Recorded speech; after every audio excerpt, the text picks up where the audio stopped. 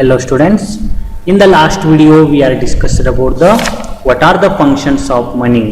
It means when we are observing the functions of money, the first function is medium of exchange, second is measure of values, third is store of values, and fourth one is transfer of values. So when we are observing the core function, that is mainly represented to how to the money we will be seen in the major role in our daily life. ಕೇಳಿ ವಿದ್ಯಾರ್ಥಿಗಳೇ, ನಾವು ಹಿಂದಿನ ಒಂದು ವಿಡಿಯೋದೊಳಗೆ ಏನು ನೋಡಿದ್ದೀವಿ ಅಂತಂದ್ರೆ ಹಣದ ಕಾರ್ಯಗಳು ಅನ್ನೋದನ್ನು ನೋಡಿದ್ದೀವಿ. ಹಣದ ಕಾರ್ಯಗಳನ್ನು ನಾವು ನೋಡಿದಾಗ ಹಣದ ಕಾರ್ಯಗಳು ಯಾವಾಗಿದ್ದು ಮೊದಲನೇದು ವಿನಿಮಯದ ಮಾಧ್ಯಮ, ಮೌಲ್ಯಮಾಪನ, ಮೌಲ್ಯ ಸಂಗ್ರಾಹಕ ಮತ್ತು ಮೌಲ್ಯ ವರ್ಗಾವಣೆಗಳನ್ನು ನೋಡಿದಾಗ ಹಣವು ಯಾವ ರೀತಿ ನಮ್ಮ ದಿನನಿತ್ಯ ಜೀವನದಲ್ಲಿ ಅಥವಾ ನಮ್ಮ ದೈನಂದಿನ ಜೀವನದಲ್ಲಿ ಪ್ರಮುಖವಾದಂತಹ ಕಾರ್ಯವನ್ನು ವಹಿಸ್ತೈತಿ ಅನ್ನುವಂಥದ್ದನ್ನು ನಾವು ನೋಡಿದ್ದೀವಿ. So in this video we are discussed about the one of the important concept that is demand for money. ಹಾಗಾದ್ರೆ ಕೇಳಿ ವಿದ್ಯಾರ್ಥಿಗಳೇ, ನಾವು ಈ ಒಂದು ವಿಡಿಯೋದೊಳಗೆ ಏನು ನೋಡೋಣ ಅಂತಂದ್ರೆ ಹಣದ ಬೇಡಿಕೆ ಅಂದ್ರೆ ಏನು ಅಂತ ನಾವು ನೋಡೋಣ. So when we are observing the demand for money, money is the most liquid form of asset. The demand for money refers to the total money demanded by the people in the form of cash or various purposes. ಹಾಗಾದ್ರೆ ಹಣವನ್ನು ನಾವು ನೋಡಿದಾಗ ಹಣವು ಎಲ್ಲ ಆಸ್ತಿಗಳಿಗಿಂತ ಅತ್ಯಂತ ಹೆಚ್ಚು ದ್ರವ್ಯತೆಯನ್ನು ಹೊಂದಿದ್ದು ಅದನ್ನು ಸಾರ್ವತ್ರಿಕವಾಗಿ ಒಪ್ಪಿಕೊಳ್ಳಲಾಗಿದೆ. ಆದ್ದರಿಂದ ಅದನ್ನು ಇತರೆ ಸರಕುಗಳಿಗೆ ಸುಲಭವಾಗಿ ವಿನಿಮಯ ಮಾಡಬಹುದಾಗಿರೋದ್ರಿಂದ ಇದು ಸದವಕಾಶ ವೆಚ್ಚವನ್ನು ಹೊಂದಿದ್ದರೂ ಸಹ ಅದಕ್ಕೆ ಉತ್ತಮವಾದಂತಹ ಬೇಡಿಕೆ ಇರ್ತೈತಿ ಅಂತ ಹೇಳ್ತಾನ. ಅಂದ್ರೆ ಹಣವು ಎಲ್ಲ ಆಸ್ತಿಗಳಿಗಿಂತ ಹೆಚ್ಚು ದ್ರವ್ಯತೆಯನ್ನು ಹೊಂದಿದ್ದರೂ ಸಹ ಹಣದ ಬೇಡಿಕೆ ಅಂದ್ರೆ ಏನಂತ ಹೇಳ್ತೀವಿ ಅಂತಂದ್ರೆ ವಿವಿಧ ಉದ್ದೇಶಗಳಿಗಾಗಿ ತಮ್ಮ ಬಳಿ ಇಟ್ಟುಕೊಳ್ಳ ಬಯಸುವ ನಗದು ಹಣದ ಒಟ್ಟು ಮೊತ್ತಕ್ಕೆ ನಾವೇನಂತ ಕರಿತೀವಿ, ಹಣದ ಬೇಡಿಕೆ. It means when we are observing our daily life, we have used to money and we have stored to money to our next generation or our future life. ಅಂದ್ರೆ ನಾವು ಎಲ್ಲರೂ ಹಣವನ್ನ ಒಂದಲ್ಲ ಒಂದು ರೀತಿಯಾಗಿ ಸಂಗ್ರಹ ಮಾಡಿ ಇಟ್ಟುಕೊಳ್ತೀವಿ. ಯಾಕಂತಂದ್ರೆ ಅದು ನಮ್ಮ ಮುಂದಿನ ಪೀಳಿಗೆಯವರಿಗೆ ಬರಲಿ ಅಥವಾ ನಮ್ಮ ಮುಂದಿನ ಜೀವನ ಚೆನ್ನಾಗಿರ್ಲಿ ಅನ್ನುವ ಉದ್ದೇಶದಿಂದ ನಾವು ಏನ್ ಮಾಡ್ತೀವಿ, ಅದನ್ನ ಇಟ್ಟುಕೊಳ್ತಾ ಇರ್ತೀವಿ. ಹಾಗಾಗಿ ಹಣದ ಬೇಡಿಕೆಯನ್ನ ನಾವು ನೋಡ್ತೀವಿ ಅಂತ ಹೇಳ್ತಾನ. So when we are observing the demand for money, there are two motives. It means when we are observing the demand for money, the demand for money arise because of the following two motives. One is the transaction motive and another one is speculative motive. ಹಾಗಾದ್ರೆ ಹಣವನ್ನ ಇಟ್ಟುಕೊಳ್ಳುವ ಉದ್ದೇಶಗಳನ್ನ ನಾವು ನೋಡಿದಾಗ ಎರಡು ಮುಖ್ಯವಾದ ಉದ್ದೇಶಗಳಿಗಾಗಿ ನಾವು ಏನ್ ಮಾಡ್ತೀವಿ, ಹಣವನ್ನ ಇಟ್ಟುಕೊಳ್ತೀವಿ. ಆ ಎರಡು ಉದ್ದೇಶಗಳು ಯಾವುವು ಅಂದ್ರೆ ವ್ಯವಹಾರದ ಉದ್ದೇಶ ಮತ್ತು ಸಟ್ಟ ವ್ಯಾಪಾರದ ಉದ್ದೇಶ. ವ್ಯವಹಾರದ ಉದ್ದೇಶ ಮತ್ತು ಸಟ್ಟ ವ್ಯಾಪಾರದ ಉದ್ದೇಶ ಅಂತ ಹೇಳ್ತಾನ. So what is the meaning of transaction motive and why we are demanding for transaction motive for money? ಹಾಗಾದ್ರೆ ವ್ಯವಹಾರದ ಉದ್ದೇಶ ಅಂದ್ರೆ ಏನು, ಏಕೆ ನಾವು ವ್ಯವಹಾರದ ಉದ್ದೇಶಕ್ಕಾಗಿ ಹಣವನ್ನ ಇಟ್ಕೊಳ್ತೀವಿ ಅನ್ನುವಂಥದ್ದನ್ನ ನಾವು ನೋಡಿದಾಗ holding cash to meet daily transactions is called transaction demand for money. ಹಾಗಾದ್ರೆ ಏನು ಅಂತ ಹೇಳ್ತೀವಿ ಅಂತಂದ್ರೆ ಜನರು ತಮ್ಮ ದಿನನಿತ್ಯದ ಸರಕು ಸೇವೆಗಳನ್ನ ಕೊಳ್ಳುವ ಮತ್ತು ಮಾರುವ ಉದ್ದೇಶದಿಂದ ಇಟ್ಟುಕೊಳ್ತಕ್ಕಂಥ ಹಣಕ್ಕನ್ನ ನಾವು ಏನಂತ ಕರಿತೀವಿ, ವ್ಯವಹಾರ ಉದ್ದೇಶದ ಹಣದ ಬೇಡಿಕೆ ಅಂತ ಕರಿತೀವಿ ಅಂತ ಹೇಳ್ತಾನೆ. It means when we are observing the daily transaction of purchasing goods and services, selling goods and services, it is the main important role of demand for money. ಹಾಗಾಗಿ ನಾವು ಸರಕು ಮತ್ತು ಸೇವೆಗಳನ್ನ ಮಾರೋದಕ್ಕೆ ಕೊಳ್ಳೋದಕ್ಕೆ ಹಣ ಬೇಕಾಗಿರೋದ್ರಿಂದ ನಾವು ಹಣದ ಬೇಡಿಕೆಯನ್ನ ನೋಡ್ತೀವಿ ಅಂತ ಹೇಳ್ತಾನ. We incur some the other expenditure to fulfill our daily life, day-to-day needs such as food, shelter, clothing, health, etc. In other words, we require to hold some portion of money in form of cash to meet our daily expenses. Thus, transaction motive relates the demand for money for day-to-day expenditure of individuals and business firms. It means when we are observing the demand for money, the most important role to it will be gives the our day-to-day life, such as food, shelter, clothing, health, education, etc. These needs are fulfilled to in our money.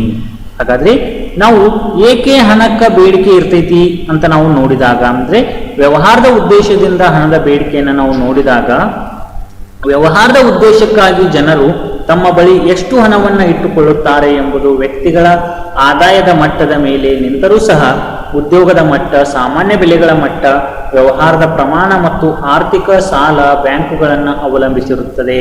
ಹಾಗಾದ್ರೆ ಜನರು ತಮ್ಮ ದಿನನಿತ್ಯದ ಬೇಡಿಕೆಗಳನ್ನು ಅಥವಾ ತನ್ನ ದಿನನಿತ್ಯದ ಜೀವನದ ಸೌಲಭ್ಯಗಳನ್ನು ಒದಗಿಸಿಕೊಳ್ಳೋದಕ್ಕೆ ಅಂತಂದ್ರೆ ಆಹಾರ, ಬಟ್ಟೆ, ವಸತಿ, ಸೇವೆ, ಇಟ್ ಮೀನ್ಸ್ ಅಂದ್ರೆ ಆರೋಗ್ಯ, ಶಿಕ್ಷಣ ಮುಂತಾದ ಉದ್ದೇಶಗಳಿಗಾಗಿ ಏನ್ ಮಾಡ್ತಾರ, ಹಣಕ್ಕ ಬೇಡಿಕೆಯನ್ನ ವಹಿಸ್ತಾರ ಅಂತ ನಾವು ಹೇಳ್ತೀವಿ. So when we are observing the need for holding cash prices, because there is a time gap between receipt of income and the consumption expenditure. Usually people receive income at certain intervals of time such as week, month, etc. It means the need for holding cash prices because there is a time gap between receipt of income and the consumption expenditure. Usually people receive income at certain intervals of time such as a week, month, etc. It means when we are observing the people's income level, they are earning the daily wages or weekly wages or monthly wages. So when they are earning the monthly wages and weekly wages, that way they are stored the money and they are demanding the money for their daily uses, and which is to be consumed throughout the period till the next receipt. Thus people have a tendency to hold in cash for various transaction purposes. In generally, therefore, the transaction demand for money in an economy is mainly represented to MD is equal to K into T. ಹಾಗಾದ್ರೆ ಅವರು ಜನರು ಏನ್ ಮಾಡ್ತಾರ ಅಂತ ಹೇಳ್ತೀವಿ ಅಂತಂದ್ರೆ ಆದಾಯವನ್ನ ದಿನದ ರೂಪದಲ್ಲಿ, ವಾರದ ರೂಪದಲ್ಲಿ ಅಥವಾ ತಿಂಗಳುಗಳ ರೂಪದಲ್ಲಿ ಪಡೆದುಕೊಳ್ಬಹುದು. ಹಾಗಾಗಿ ಅವರು ಒಂದು ವಾರ ಪೂರ್ತಿ ಅಥವಾ ಒಂದು ತಿಂಗಳ ಪೂರ್ತಿ ವ್ಯವಹಾರವನ್ನ ಮಾಡುವ ಉದ್ದೇಶಕ್ಕಾಗಿ ಹಣವಕ್ಕ ಏನ್ ಮಾಡ್ತಾರ, ಬೇಡಿಕೆಯನ್ನ ವಹಿಸ್ತಾರ ಮತ್ತು ಅವುಗಳನ್ನ ಇಟ್ಟುಕೊಳ್ತಾರ ಅಂತ ನಾವು ಹೇಳ್ತೀವಿ. ಅಂದರೆ ಅವರ ಮುಂದಿನ ಆದಾಯ ಬರುವವರೆಗೂ ಸಹ ಏನ್ ಮಾಡ್ಬೇಕು, ಅವರು ತಮ್ಮ ಅಲ್ಲಿದ್ದಂತಹ ಹಣವನ್ನ ಖರ್ಚು ಮಾಡೋದಕ್ಕೆ ಬಳಸಿಕೊಳ್ಬೇಕಾಗ್ತೈತಿ. ಹಾಗಾಗಿ ಹಣದ ಬೇಡಿಕೆ ಮಹತ್ವದ ಆಗಿರ್ತೈತಿ ಅಂತ ಹೇಳ್ತಾನ. ಹಾಗಾದ್ರೆ ಈ ಹಣದ ಬೇಡಿಕೆಯನ್ನ ತೋರಿಸುವಂತಹ ಒಂದು ಸೂತ್ರ ಏನಂತ ಹೇಳ್ತೀವಿ ಅಂತಂದ್ರೆ MD is equal to K into T. ಇಲ್ಲಿರ್ತಕ್ಕಂಥ ಸೂತ್ರ ನಮಗೆ ಏನನ್ನ ರಿಪ್ರೆಸೆಂಟ್ ಮಾಡ್ತೈತಿ, MD T is equal to K into T. So here M is equal to K into T can be written in the transaction motive for money. ಹಾಗಾದ್ರೆ ಇದು ಏನು, MD is equal to K into T ಅನ್ನುವಂಥದ್ದು ಏನನ್ನ represent ಮಾಡ್ತೈತಿ ಅಂತ ಹೇಳ್ತಾನ ಅಂತಂದ್ರೆ ಜನರಿಗೆ, ಅಂದ್ರೆ ಆರ್ಥಿಕತೆಯಲ್ಲಿ ನಗದು ವ್ಯವಹಾರದ ಬೇಡಿಕೆಯನ್ನು ನಾವು ತೋರಿಸೋದಿಕ್ಕೆ ಬಳಸ್ಕೊಳ್ತೀವಿ ಅಂತ ಹೇಳ್ತಾನ. Here T is the total value of a transaction in the economy over unique period. T mainly represented to time period of persons or wanting the money to weekly or monthly or yearly. And K is a positive transaction. K mainly represented to positive transaction when the people are having the higher level of money or high level of income, they are investing the high level, and when the people are having a low level of money, they are investing the small portion, or they are purchasing the small portion of goods and services in their life. ಅಂದ್ರೆ ಇಲ್ಲಿ T ಅನ್ನುವಂಥದ್ದು ಏನು ತೋರಿಸ್ತೈತಿ ಅಂತಂದ್ರೆ ನಿರ್ದಿಷ್ಟ ಸಮಯದಲ್ಲಿ ಆರ್ಥಿಕತೆಯ ವಹಿವಾಟಿನ ಒಟ್ಟು ಮೌಲ್ಯ, ಅಂದ್ರೆ ಒಂದು ನಿರ್ದಿಷ್ಟ ಸಮಯದಲ್ಲಿ ಜನರು ಎಷ್ಟು ವ್ಯವಹಾರಗಳನ್ನ ಮಾರಾಕತ್ತಾರ ಅನ್ನುವಂಥದ್ದನ್ನ ತೋರಿಸಿದ್ರೆ ಕೆ ಧನಾತ್ಮಕ ಭಾಗವಾಗಿರ್ತೈತಿ. ಯಾವಾಗ ಜನರು ಹೆಚ್ಚಿನ ಹಣವನ್ನು ಹೊಂದಿರ್ತಾರಲ್ಲ ಅವಾಗ ಅವರು ಹೆಚ್ಚು ಖರ್ಚನ್ನು ಮಾಡ್ತಾರ. ಯಾವಾಗ ಅವರು ಕಡಿಮೆ ಹಣವನ್ನು ಹೊಂದಿರ್ತಾರಲ್ಲ ಅವಾಗ ಅವರು ಕಡಿಮೆ ಖರ್ಚನ್ನು ಮಾಡ್ತಾರ ಅಂತ ನಾವು ಹೇಳ್ತೀವಿ. ಇವಿಷ್ಟು ಏನೈತಿ ಟ್ರಾನ್ಸಾಕ್ಷನ್ ಮೋಟಿವ್ ಫಾರ್ ಮನಿ, ಅಂದರೆ ವ್ಯವಹಾರದ ಉದ್ದೇಶಕ್ಕಾಗಿ ಹಣದ ಬೇಡಿಕೆ. And the next one is speculative motive for money. ಹಾಗಾದ್ರೆ ಎರಡನೇದು ಏನೈತಿ ಸ್ಪೆಕ್ಯುಲೇಟಿವ್ ಮೋಟಿವ್ ಫಾರ್ ಮನಿ ಅಂತ ಐತಿ ಅಂತ ಹೇಳ್ತಾನ. So when we are observing the speculative motive of demand for money, that is mainly represented to generally when interest rate in the market is very high, everyone expect it to fall in future. So they generally when interest rate in the market is very high, everyone expect it to fall in future. So they anticipate capital gain from bond holding. Therefore people convert their cash into bonds. This shows that the speculative demand for money is low. Suppose interest rate comes down in the market, more and more people expect it to rise in future and anticipate capital future loss. In this case they convert their bonds into money, giving rise to high speculative demand for money. It means when we are observing the speculative motive of demand for money, that is mainly represented to when the people are not ready to the liquidity of their money, they are converting to bonds, assets and etc.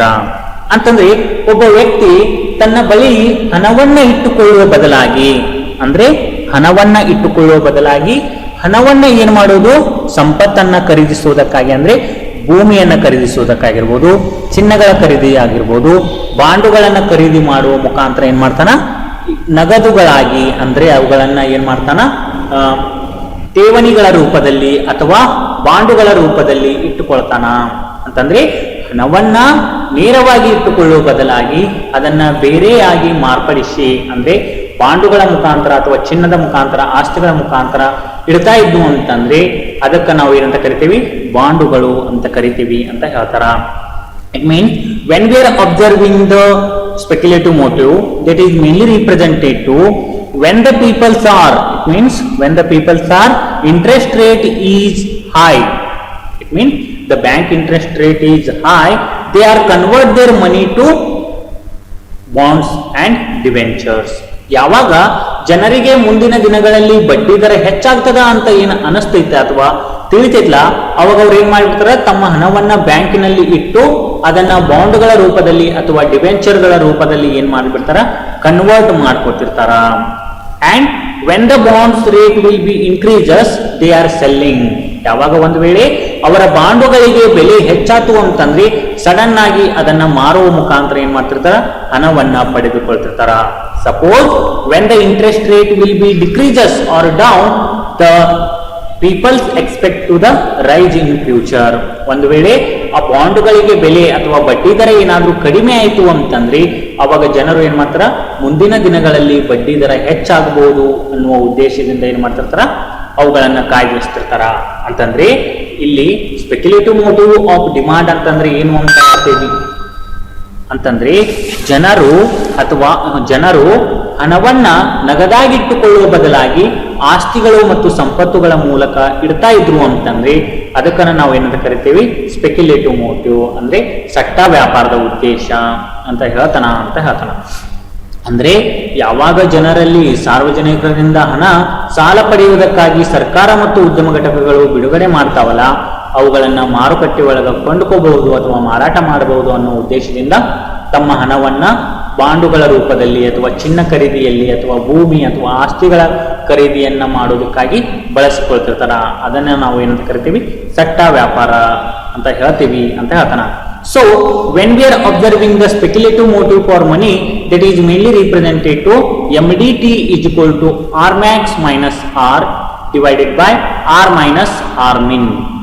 Okay, means R max mainly represented to rate of interest will be maximum, R min mainly represented to rate of interest will be minimum. ಅಂದ್ರೆ ಒಂದು ವೇಳೆ ಬಡ್ಡಿ ದರ ಆದಾಗ ಏನಾಗ್ತೈತಿ ಮತ್ತು ಕಡಿಮೆ ಆದಾಗ ಏನಾಗ್ತೈತಿ ಅನ್ನುವಂಥದ್ದನ್ನ ತಿಳ್ಕೊಂಡು ಮಾಡುವಂಥದ್ದು ಏನಾಗಿರ್ತೈತಿ ಸ್ಪೆಕ್ಯುಲೇಟಿವ್ ಮೋಟಿವ್ ಆಗಿರ್ತೈತಿ.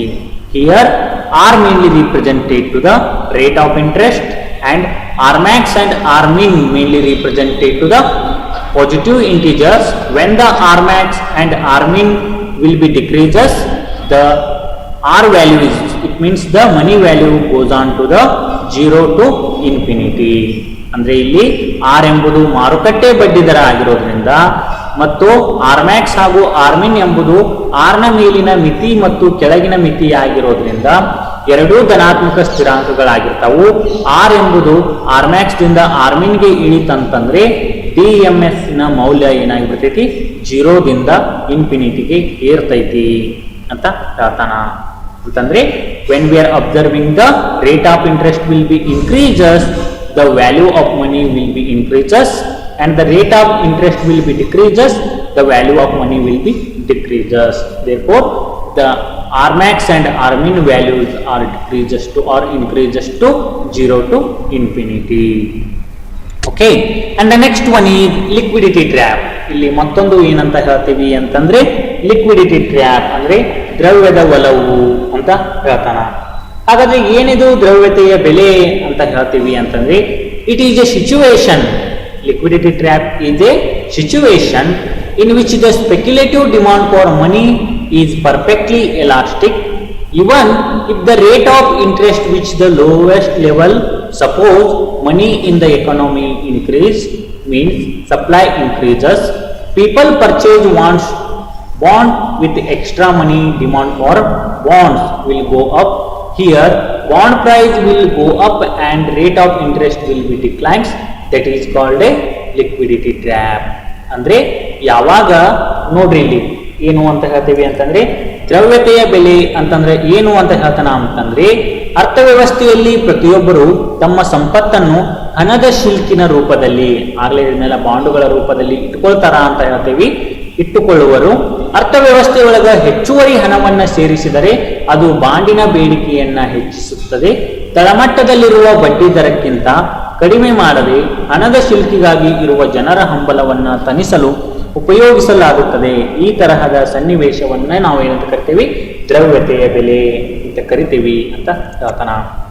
It means liquidity trap mainly represented to when the interest rate will be increases. It means rate of interest will be increases. The people are ready to purchase and selling their bonds in the market, and when the rate of interest will be decreases, the people are decreases to purchasing the bonds and demand for bonds. That type of movement we are called the liquidity trap.